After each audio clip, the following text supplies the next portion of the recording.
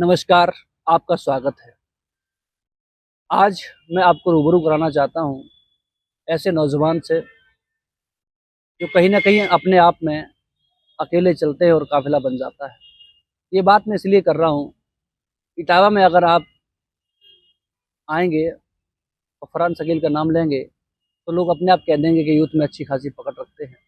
ये मैं इसलिए कह रहा हूँ क्योंकि काफ़ी दिनों से चर्चाओं में बने हुए हैं और हाल ही में इनको अल्पसंख्यक सभा का समाजवादी पार्टी ने जिला अध्यक्ष नामित किया है। जानने का प्रयास करूंगा फरहान जी की जो राजनीतिक यात्रा थी उसकी शुरुआत कब हुई थी, पार्टी में कब से हैं और इस जिम्मेदार पद मिलने के बाद जिम्मेदारी का निर्वहन कैसे करेंगे। सबसे पहले हम शुरुआत करते हैं इनके स्वागत के साथ। आपका स्वागत है हमारे चैनल पर। बहुत बहुत धन्यवाद असित यादव जी। आपका जो चैनल है आप तक बहुत अच्छा काम कर रहा है। हम लोग लगातार इसको फॉलो करते रहते हैं और हम आपके चैनल के फॉलोअर भी हैं। बहुत बहुत धन्यवाद आपका। आपका भी धन्यवाद। अब आ जाते हैं पहला सवाल हमारा आपसे ये है कि आपकी जो राजनीतिक शुरुआत थी वो कब हुई थी, आप राजनीति में पहली बार कब आए थे और आपका आदर्श कौन था। दूसरा सवाल ये रहे। देखिए, मानसिक शुरुआत तो हमारी बहुत समय पहले हो गई थी, लेकिन शरीर से हम लोगों ने शुरुआत की जब हम लोग केकेडीसी के छात्र हुए। ग्रेजुएशन में जब हम लोग आए, मैंने यहाँ पर 12th जो किया है वो गवर्नमेंट कॉलेज से किया है, जीआईसी से। उसके बाद राजकीय इंटर कॉलेज से जब मैं इंटर पास किया और 12th के बाद जब मैंने ग्रेजुएशन में एडमिशन लिया तो हम लोग केकेडीसी के छात्र रहे। तो केकेडीसी में माननीय मुलायम सिंह यादव जी, स्वर्गीय मुलायम सिंह यादव जी वहाँ छात्र भी रहे और वहाँ पर शिक्षक भी रहे और फिर छात्र संघ के अध्यक्ष भी रहे नेताजी के टाइम पर। तो छात्र की राजनीति हमारी वहीं से शुरुआत हुई 2006 के आसपास। साथ में हम लोग अपने शहर में उपाध्यक्ष बने, लंबे समय तक उपाध्यक्ष रहे। फिर उसके बाद हम लोग 2009 में मुझे जिला अध्यक्ष बनाया गया मुलायम सिंह यूथ ब्रिगेड का। बहुत लंबे समय तक मुलायम सिंह यूथ ब्रिगेड में सेवा की, यूथ को जोड़ा, नौजवानों के साथ रहे। फिर उसके बाद पार्टी ने और भी जिम्मेदारियां दी और अब जाकर पार्टी ने फिर मुझे अल्पसंख्यक के लिए समझा, तो हम लोग अब अल्पसंख्यक में काम कर रहे हैं।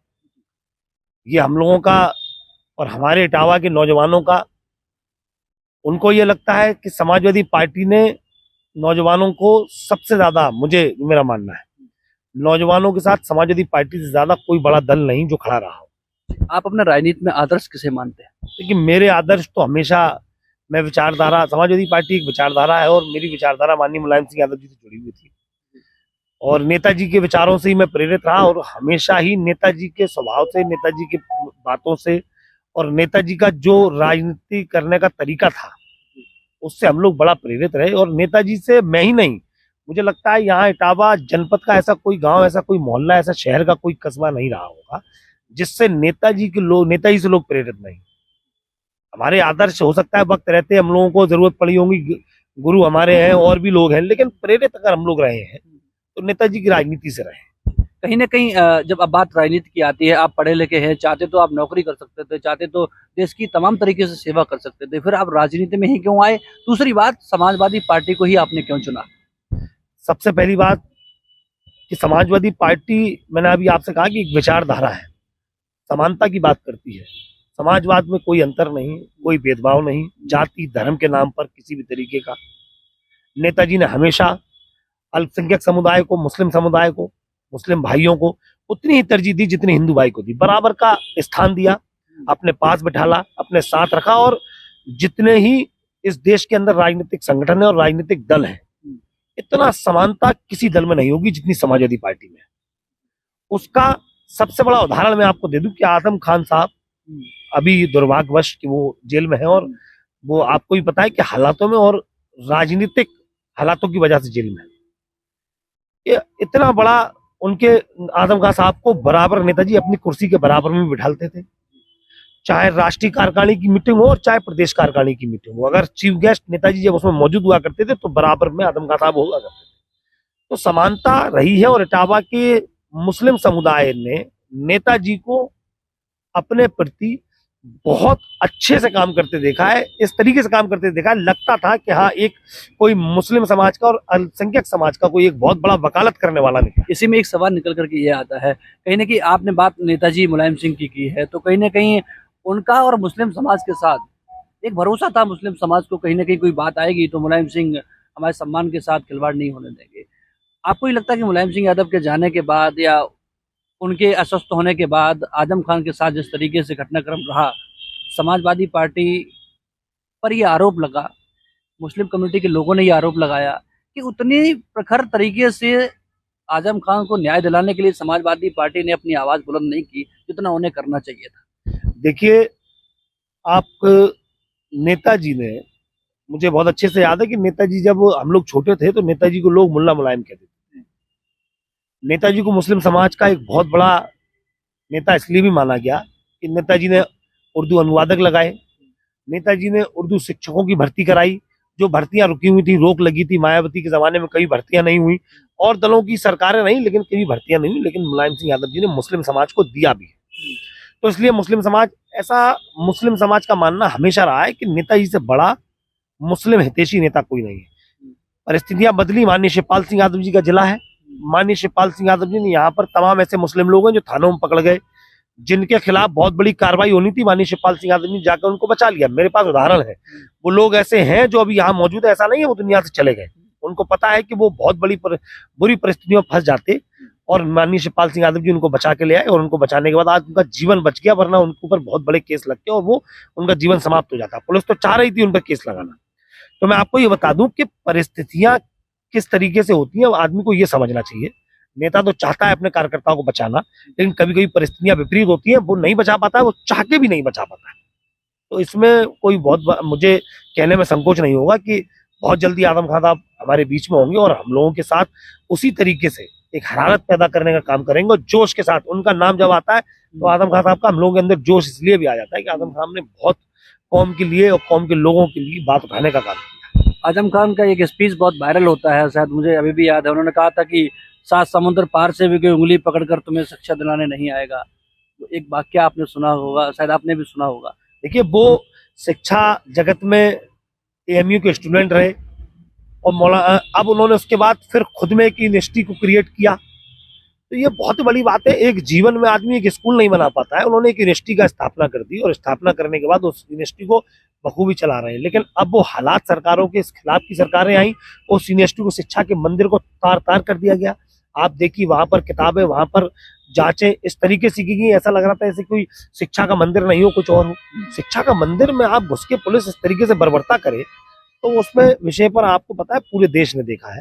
मैं जिले की राजनीति पर बात करना चाहता हूँ। मैं भी आपको वहीं घूम फिर के वहीं आना चाह रहा था आपसे।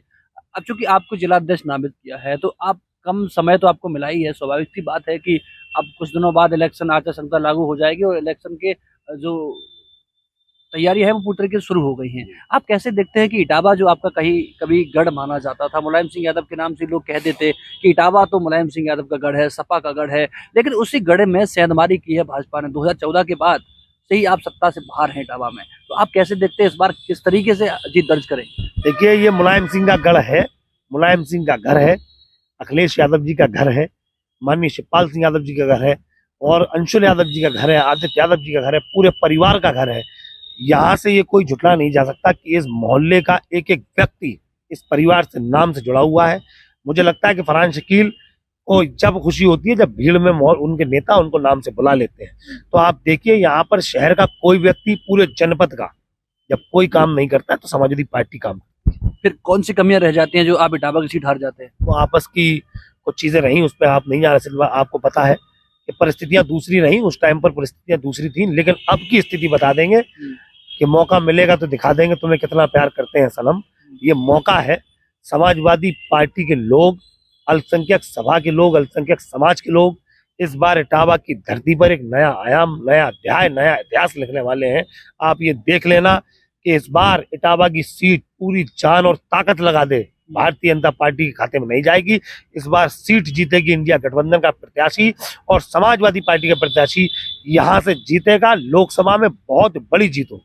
भाजपा तो ये कह रही है कि 80 हराओ का नारा दिया उन्होंने, कह रहे इस बार 80 की 80 सीटें साफ। देखिए, कहने को तो आप 80 कि आप पूरा देश जीत लो, लेकिन आप देख लेना इस बार भारतीय जनता पार्टी का प्रत्याशी इटावा जनपद से, इटावा लोकसभा से बहुत बड़े मार्जिन से अब समाजवादी पार्टी का प्रत्याशी जल्दी घोषित हो जाएगा। हम लोग मोहल्लों में जाकर, हाँ मेरा निवेदन है, नेतृत्व से ये गुजारिश है कि प्रत्याशी हमारे बीच में ऐसा दिया जाए जो सेकुलर हो, बहुत अच्छा हो और सबको किसी भी तरीके का कोई भेदभाव नहीं करे और जनता में उसकी पकड़ हो और चुनाव सही तरीके से वो लड़ सके और कवर कर सके।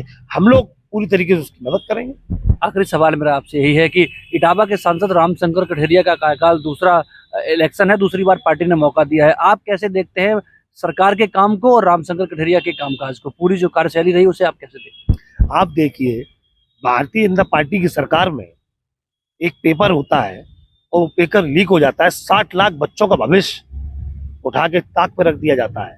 आप सोचिए उन बच्चों को जो रात में रेलवे स्टेशन पर सोए थे सुबह पेपर देने के लिए, स्कूलों के बाहर नालियों की पट्टियों पर बैठकर उन्होंने भोजन किया और उस जब पेपर देने गए तो पेपर लीक की खबर आ जाती है।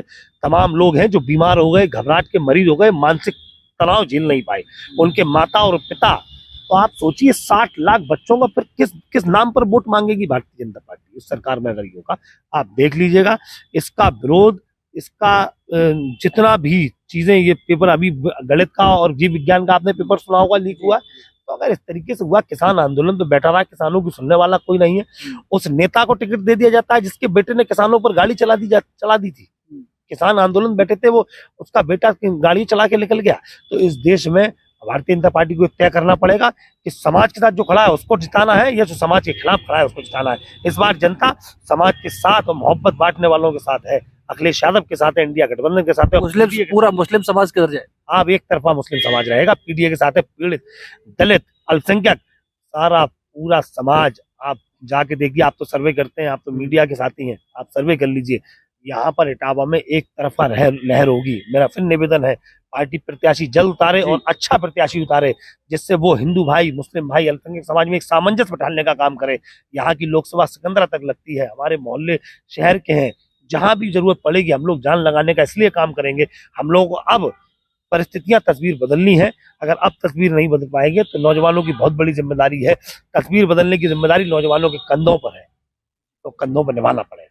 अपना कीमती समय देने के लिए बहुत बहुत धन्यवाद आपका। हमारे साथ फरहान शकील थे बात करने के लिए और इनसे तमाम महत्वपूर्ण विषयों पर हमने चर्चा की है। और आप, इन्होंने कहा कि इटावा की जो सीट है वो कहीं ना कहीं इस बार समाजवादी पार्टी के पाले में जाएगी, समाजवादी पार्टी उस पर बड़ी जीत दर्ज करेगी। अभी तो आने वाला वक्त तय करेगा कि आज समाजवादी पार्टी जीतेगी या फिर भाजपा दोबारा से सत्ता पर काबिज होगी, इटावा का किला दोबारा से फतेह करेगी। हमारे साथ आप जुड़े रहिए ऐसी तमाम खबरें देखने के लिए। कैमरामैन पंकज के साथ इटावा से अशित कुमार।